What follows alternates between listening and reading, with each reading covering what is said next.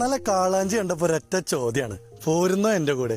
പിന്നെ ദേ കിടക്കണ വീട്ടിലെ ചട്ടിയില് ഉപ്പ്, മുളക്, മഞ്ഞൾപ്പൊടി, കുരുമുളക് പൊടി, നാരങ്ങനീരും ചേർത്ത് മീൻ ആദ്യം ഒന്ന് വെളിച്ചെണ്ണയിൽ പൊരിച്ചെടുക്കണം. ഒരുപാട് എണ്ണയിൽ മുക്കി കൊല്ലരുത്, പാവല്ലേ. രണ്ട് സൈഡും ചെറുതായി വേവിച്ച് മാറ്റി വെക്കണം. വെള്ളത്തിലേക്ക് സ്പൈസസ് ഉപ്പിട്ട് തിളച്ചു വരുമ്പോൾ നാരങ്ങനീരും എണ്ണയും ചേർത്ത് ബസ്മതി അരിയിട്ട് വേവിച്ചൂറ്റാം.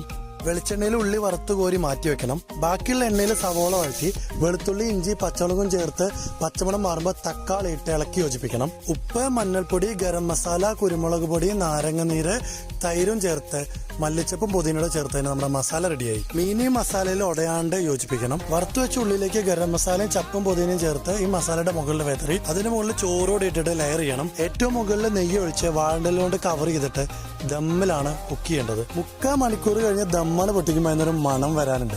സംഭവം സ്ഥിരം ക്ലീശ തന്നെയാണ്, പക്ഷെ എന്നാലും അതിന്റെ മജ പറഞ്ഞാൽ തീരൂല. കാളാഞ്ചി ഒരു രക്ഷയില്ലാത്ത